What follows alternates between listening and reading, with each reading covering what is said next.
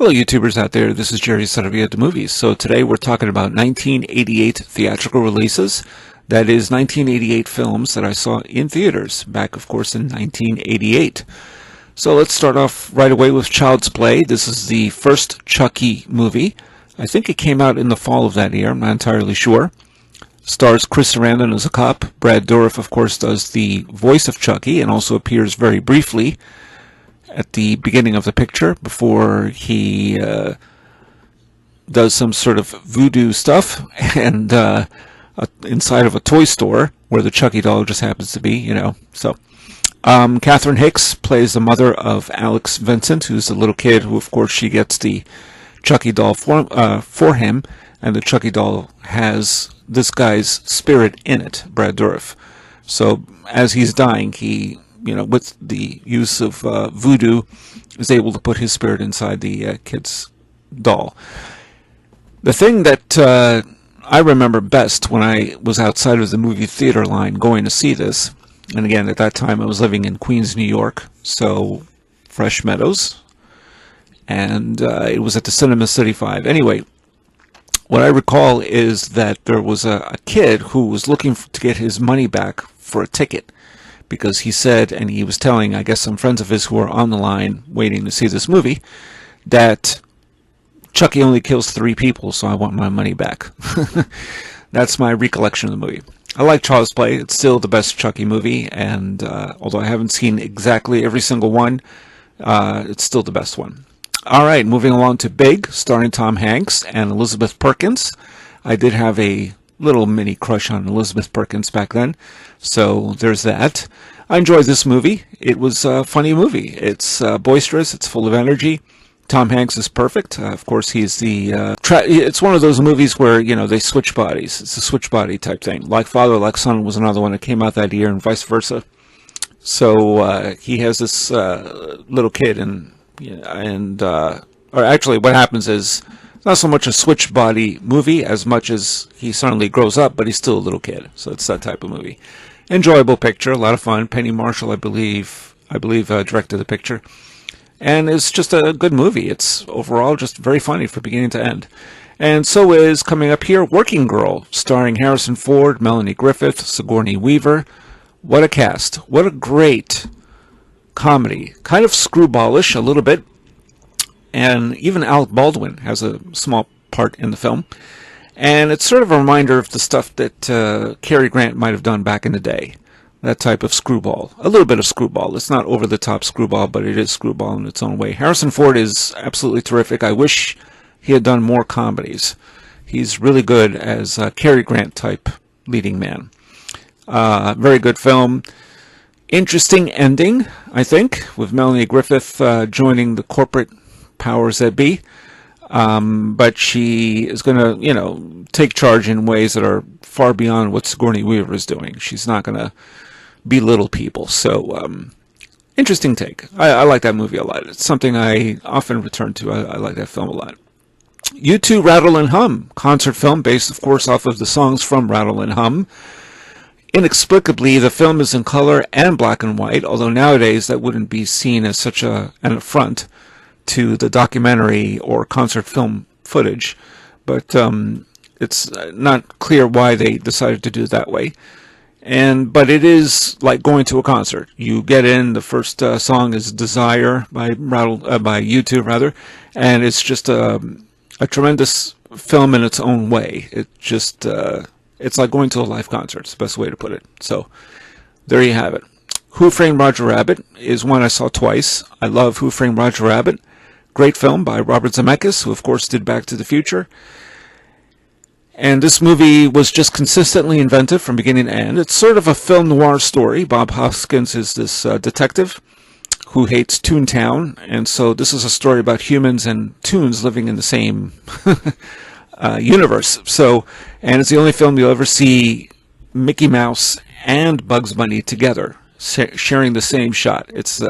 But it's a delightful film. I love the character of Roger Rabbit.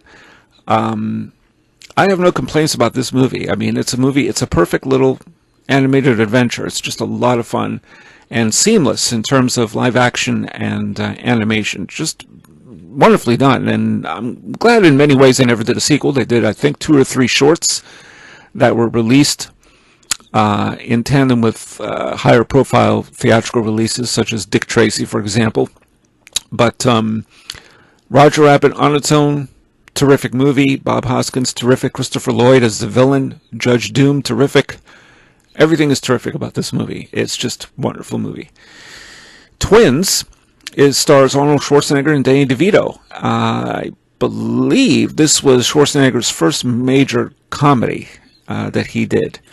And it began sort of a tradition for Schwarzenegger where he would appear in an action picture earlier in the year and then do a comedy at the end of the year, that sort of thing. So he started doing that here and there. So Twins is one. Red Heat came out earlier in the year, which we'll get to in just a moment. So this is not a great movie, but I enjoy it. It's funny, it's gentle, it's got Danny DeVito, and it's really good dialogue. Kelly Preston also appears in the film. I think Chloe Webb, who we don't see enough of anymore. Ivan Reitman directed, so it's good. And Schwarzenegger even pokes fun at Rambo. So sees a poster, compares his muscles, and it's like, there's no contest. I got the bigger ones. It's that type of movie. It's a lot of fun. They are brothers, obviously, and through some genetic mishap that occurred, and Danny DeVito is more like a thief, and Schwarzenegger is very intelligent, so that type of movie. All right, moving along to Sweetheart's Dance.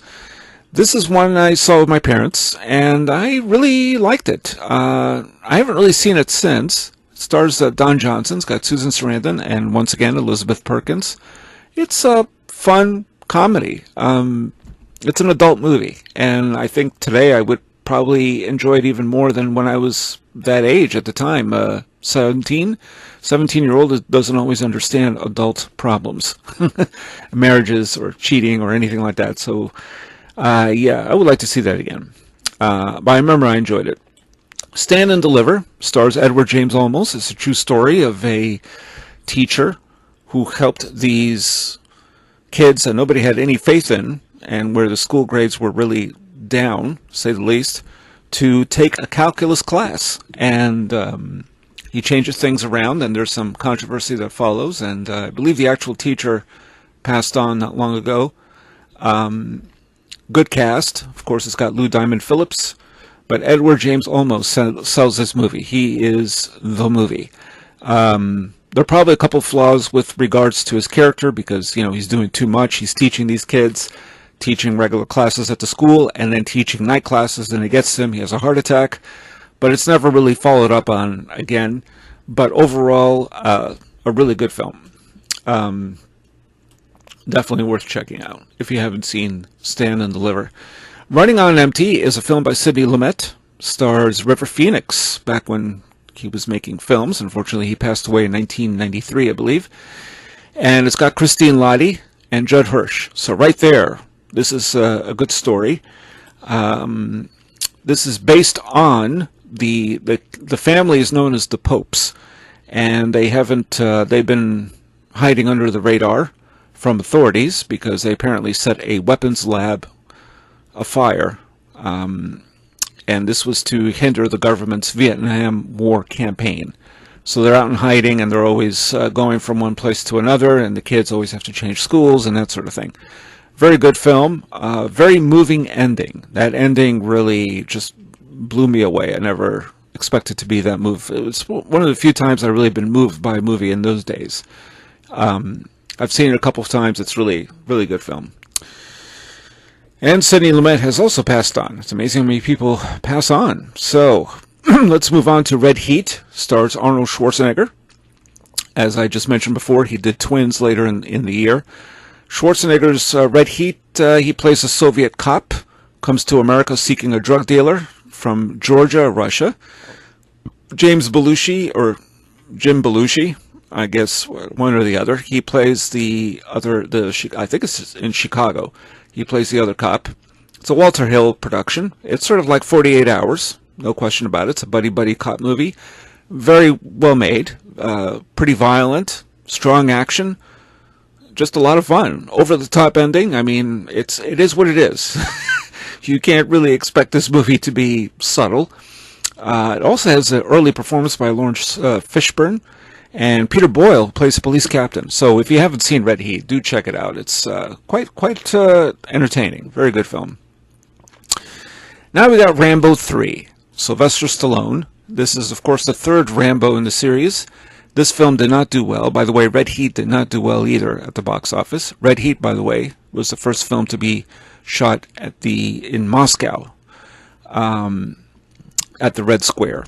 That's the major distinction.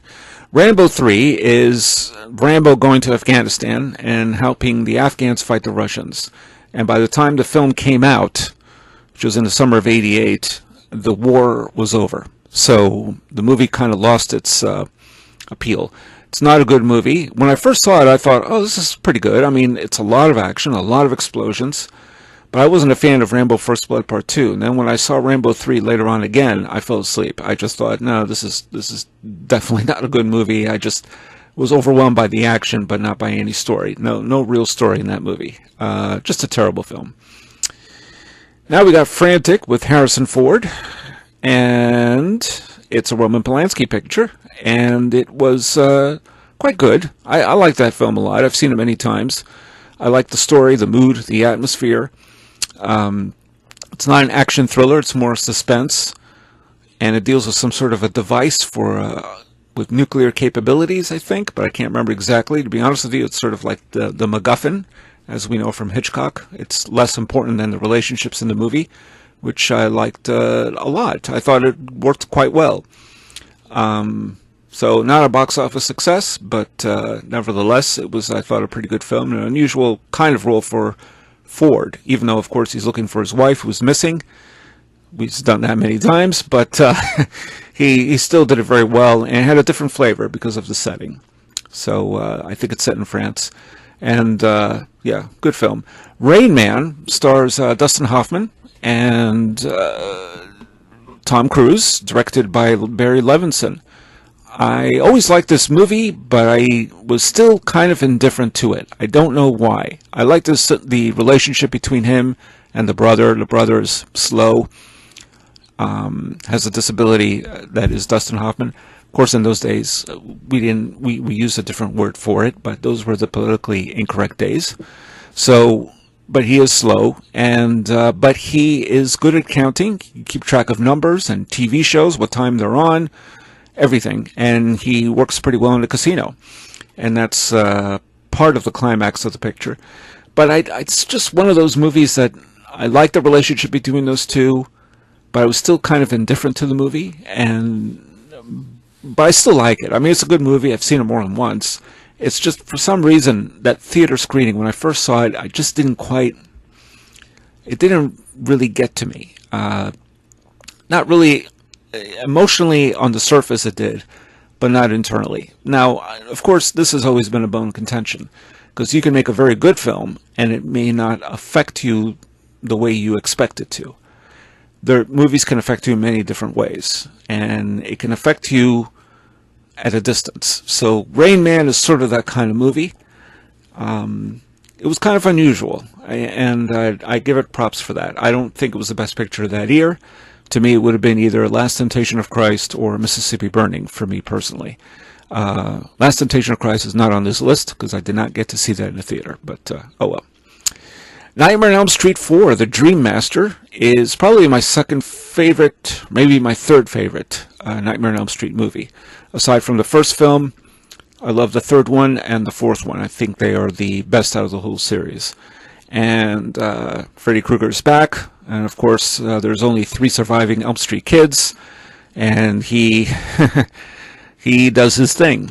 He's kind of resurrected by flaming dog pee, which is funny and yet, just insane. But I like that. Rennie Harlan directed the film, and that same year he also directed Die Hard. So pretty good. It's a good movie. I saw it. I think I saw it twice in theaters. I always liked it. The other ones after that, except for Wes Craven's New Nightmare, weren't quite up to that level, but still pretty good. Naked Gun is a laugh riot from beginning to end. Naked Gun is one of those movies by the Zucker Brothers team It's like Top Secret in an airplane. Each time you see them, they get funnier and funnier each time you watch. It's just, Naked Gun is uproarious. And it's easy to miss a lot of gags, particularly because they have gags that take place in the background as well as the foreground. But Leslie Nielsen, perfect as Lieutenant Frank Drebin. Of course, this was based off the short-lived series that they did called Police Squad back in the early 80s, which was hysterical. And you can't go wrong with George Kennedy and Ricardo Montalban as the villain, and Priscilla Presley as love interest. I mean, I just laughed just reading that cast because it's just built for side-splitting gags left and right. The whole baseball sequence at the end with with Reggie from the New York Yankees, I mean, is classic. Nobody can watch that sequence and not laugh. It's just too damn funny. All right, Crocodile Dundee 2 with Paul Hogan. This is also a movie I'm kind of indifferent to. I like the first Crocodile Dundee. I don't consider it one of the great comedies of all time. And the sequel is just, it's not a repeat, which is good. It's not really a retread, because most of Crocodile Dundee took place in New York. But the best parts were when he was in Australia. So this movie goes back down under. He leaves New York to go to Australia. And I thought they handled that actually almost as well as the original. But I'm still sort of indifferent to the movie. I mean, it's funny, but again, I don't really relate to the characters that well. But Paul Hogan is a unique original character, his character of Dundee. So I give it major props for that. It was not just a regular retread of a sequel, which is good. Mississippi Burning is by director Alan Parker, of course based on the notorious incident that happened in the 50s in Mississippi with the civil rights workers who were shot dead, and by members of the KKK and white supremacists. And it's just a very powerful film from beginning to end. Gene Hackman and Willem Dafoe play the FBI agents who were sent down there to investigate this crime and see who committed it. And I've seen this film many times. It always gets to me on a gut level, on an emotional level, and on a visceral level. It is very well made. It's on the side of the FBI. They perform some tactics that I think have been considered controversial and maybe not entirely accurate to get information, but nonetheless, powerful film, very powerful film. And I think when I finished watching that movie, there wasn't a certain, not even a whisper in the audience that I saw it with. So, Midnight Run is to me quite possibly the very best buddy movie I've ever seen, with the exception of Butch Cassidy and the Sundance Kid. It is completely entertaining from beginning to end. Every scene, every gag, every action set piece, everything in there is beautifully put together by director Martin Brest, who also directed Beverly Hills Cop and back in the day Going in Style. Midnight Run is perfection. Robert De Niro is the bounty hunter. Charles Grodin is the guy who he is going to take back to the bail bonds place and collect his reward. And it surprises you from beginning to end. Every character surprises you. Yaphet Kotto also appears in the picture as an FBI agent. There's a great gag involving his name, Alonzo. I mean, everyone is just great in this film. Philip Baker Hall even appears, which is a brief, very brief, like a cameo almost. But it's memorable. Every actor is memorable. Every performance is memorable. Every moment is just so well done. I mean, I can't rave enough about Midnight Run. I have a feeling that I never wrote a film review for it, but if I did, I'd probably be gushing through the whole review. It might take several pages. It's really that great a film. It's an absolute terrific comic. I would say an action comedy masterpiece. It's a perfect film. I haven't even mentioned all the actors in it, so you got to see it if you've never seen it. Madame Zuzatska is one of those pictures that I've seen, and I couldn't really tell you too much about it. I believe she plays a teacher in piano, but I can't remember exactly. Maybe I should see it again. I know I saw it. I like Shirley MacLaine. It was a movie I guess I was a little indifferent to, but I should revisit it. So we'll just leave it at that. It's a teacher. It's kind of like a teacher-student type movie, but with music. But I would have to see it again. All right. Halloween 4: The Return of Michael Myers is a movie I would like to forget I ever saw. This was, of course, we had Halloween 3: Season of the Witch in 1982, which had nothing to do with Halloween or Michael Myers. That is Halloween only in name, because it's really, as Leonard Maltin put it, was really more of a remake of Invasion of the Body Snatchers. Halloween 4 is, of course, the actual return of Michael Myers, and then you wonder, well, why they even bothered. At the end of the second picture, he's burned to a crisp. So how he returns in solid, in human form, I don't understand. No Jamie Lee Curtis, no real connection to the other movies. It's just a total travesty as a sequel, I think. And I did try to watch it again, because I know a few people who said, no, this is good, you should check it out again. And I watched it, and it was just as bad as it was before. Donald Pleasance, of course, is back as Dr. Loomis. It's just insanely bad. I mean, even on the level of, if you were watching this picture on the level of slasher and gore, it doesn't even deliver on that level. It's just a terrible film. But I've seen all the Halloween movies, for better or worse. Halloween 5 is actually a little better than this movie. So, all right. We'll leave that one aside. Let's see. We got Four Keeps with Molly Ringwald. Of course, I had a vested interest in Molly Ringwald. This was the last major movie I think I saw with Molly Ringwald in theaters. I remember liking the movie. It's fine. It's okay. She's pregnant, and they have to deal with this situation and the parents and this and that and the other. I couldn't really tell you much more than that. It's been a long time since I've seen it. Don't know if I'll ever actually revisit it, so that's all I can really say about that. All right, let's move to one of the best movies of 1988, Bruce Willis in Die Hard. There isn't much more I can say.